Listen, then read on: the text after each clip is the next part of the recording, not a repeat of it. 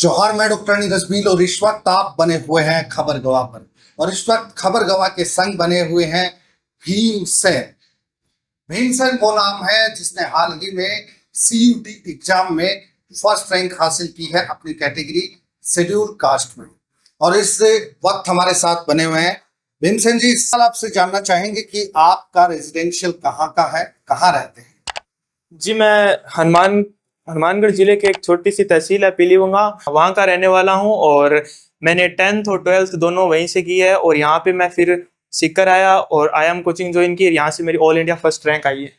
सीकर के अंदर बहुत सारी कोचिंग्स हैं जो सीयूटी की तैयारी करवा रही हैं, आपने आयाम को क्यों चुना? आपको आयाम में ऐसी क्या खासियत नजर आई? सर, सबसे बड़ी बात है यहाँ का स्टाफ जो है all over BHU, JNU, Delhi university से ग्रेजुएटेड है। और सबसे बड़ी बात यहाँ पे कि इससे पहले जो सीनियर्स थे वो भी यहाँ से पढ़ के गए, यहाँ से कोचिंग किया। और वो बड़ी बड़ी यूनिवर्सिटी जैसे दिल्ली यूनिवर्सिटी के अंदर हंसराज हो गया, हिंदू कॉलेज है, इनमें अभी वो स्टडी कर रहे हैं।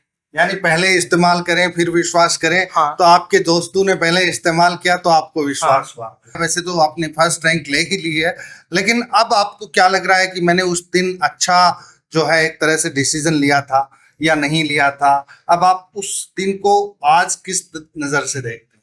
वो दिन शायद से मेरे लिए सबसे लकी दिन होगा, क्योंकि उस दिन जो रविंद्र जी शोरण है यहाँ के मैनेजमेंट, वो आए थे। और उनके उनके बारे में मैंने उनके बाद में आयाम के बारे में जो 12th करने के बाद में फिर सर्च किया।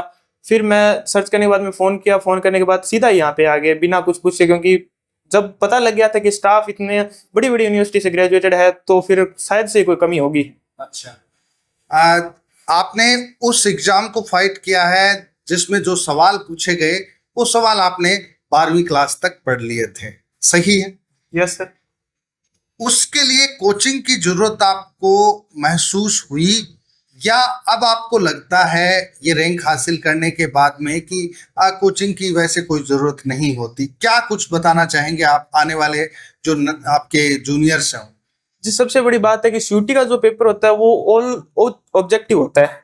और जो जैसे बोर्ड है एग्जाम, स्टेट बोर्ड एग्जाम है, सीबीएसई सेंट्रल बोर्ड एग्जाम है, वो सब्जेक्टिव भी होता है और उसके अंदर ऑब्जेक्टिव क्वेश्चन आते हैं, पर वो बहुत थोड़े आते हैं। अब उनमें थोड़ा इजाफा हुआ, लेकिन पहले वो मान के चलो कि बहुत ही कम आते थे। तो अगर आपकी सब्जेक्टिव तैयारी है तो आप 12th के लिए अपीयरेबल हो। लेकिन अगर आप उस जैसे जो आपका ऑल ओवर सिलेबस है उसका डीप एनालाइज करना चाहते हो तो शायद से आपको कोचिंग ज्वाइन करनी पड़ेगी।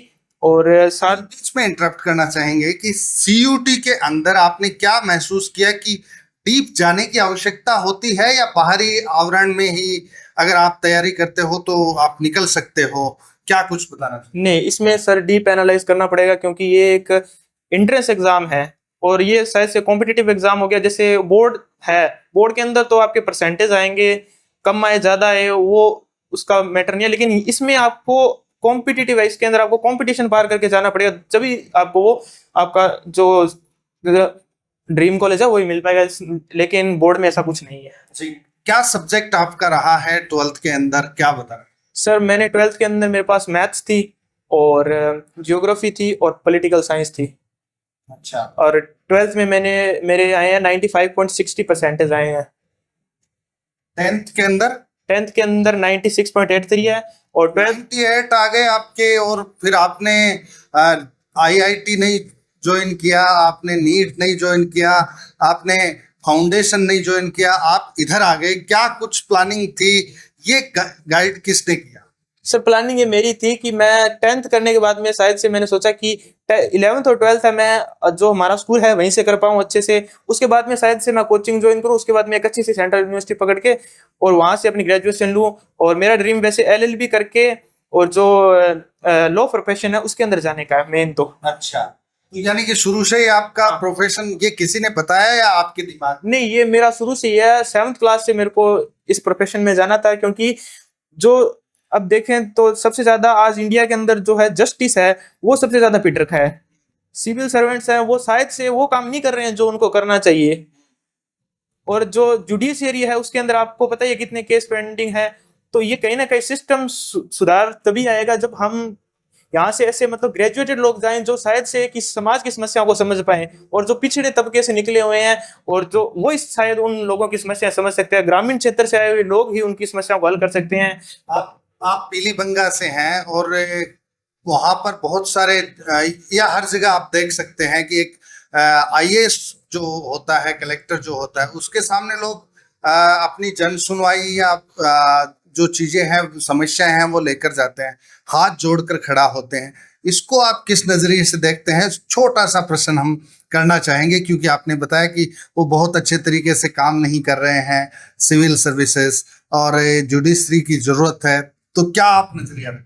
सर जैसे मैं बताऊं कि न्यायपालिका जो है वो थर्ड पिलर है हमारी जो सिस्टम का है, रूलिंग सिस्टम का, लेकिन आज शायद से न्यायपालिका वो काम नहीं कर रहा है, और जो सिविल सर्वेंट है वो अपने आप को ज्यादा हाइप देते हैं, और मतलब उनके जो बड़ी ही संकीर्ण भावना से लोगों को वो देखते हैं, वो जुड़ के नहीं देख पाते लोगों से, वो अपने आप को इस सिस्टम का पार्ट नहीं समझ पा रहे हैं।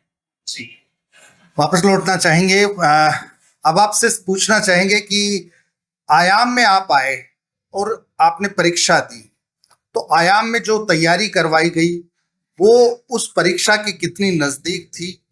क्या कुछ आप बताना चाहेंगे? उदाहरण सहित आपसे जानना चाहेंगे। मेन तो सर ये है कि यहाँ पे जो टेस्ट हुए थे, मॉक टेस्ट, लगभग इन्होंने 1 डेढ़ महीने के अंदर लगभग 15-20 टेस्ट ले लिए थे। टेस्ट के अंदर 50 क्वेश्चन आते थे हर जो टेस्ट के अंदर, और सब में मतलब हर चैप्टर जो है उसका ऐसे मतलब जो सार है वो हर क्वेश्चन में मतलब लगभग मिल जाता है। अगर आप एक क्वेश्चन अटेम्प्ट किया तो लगभग आप उस पेज का कवर हो चुका है, मतलब क्योंकि इसमें एनालाइज वाले क्वेश्चन आते थे, मैचिंग वाले भी क्वेश्चन आते थे, और जो एक फॉलोइंग मैचिंग फॉलोइंग वाले आ गए, और ऐसे करके जो हर चीज छोटी से छोटी चीज जो बारीक से जान सकते हैं वो इसके अंदर हर मॉक टेस्ट में देखने को मिली। सबसे आपने अपनी कैटेगरी की फर्स्ट रैंक हासिल की है, क्या आपको लगता है कि सीयूटी के लिए कोचिंग की जरूरत है? और कोचिंग की अगर जरूरत है तो कौन सी कोचिंग आपको प्रिफर्ड करनी चाहिए? क्या कुछ कोचिंग में देखना चाहिए? और आपको यहाँ आयाम में क्या वो चीजें मिल पाई, क्या बताना चाहेंगे? सर कोचिंग में सबसे बड़ा जो, अगर आपका सिलेक्शन होता है तो सबसे बड़ा उसके पीछे रोल आपका जो टीचर है उन्हीं का होता है। यहाँ पे सर टीचर्स की सबसे बढ़िया बात है कि टीचर्स और स्टूडेंट यहाँ पे एक दूसरे से जुड़ के देख पाते हैं।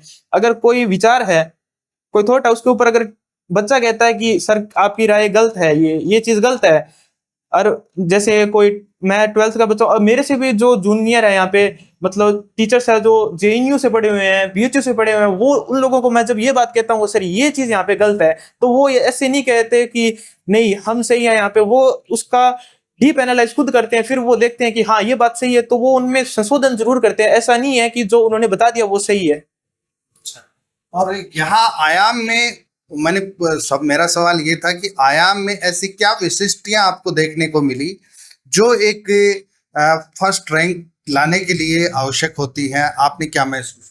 एक सर यहाँ का जो शेड्यूल है वो बहुत अच्छा बनाया हुआ है भाई, जो स्टूडेंट्स ज्यादा से ज्यादा जो स्टडी को अपना टाइम दे सके, क्योंकि 1.5 महीने का टाइम होता है लगभग। अगर आप बिना फाउंडेशन के आते हैं तो लगभग 1.5 महीने से ज्यादा टाइम नहीं मिलेगा, कोई भी स्टूडेंट हो चाहे 12th के बाद में यहाँ पे आए, तो उसके हिसाब से जो 1.5 महीना आप प्रिपरेशन करते हो वही आपकी जाके कहीं ना कहीं काम आती है। और शायद से आयाम में ये 1.5 महीने मैंने लगाए, ये 1.5 महीने शायद से सबसे कीमती होंगे। जो हार्डवर्क किया वो आगे जाके शायद से मुझे जो मैं करना चाहता हूँ वो कर पाऊंगा।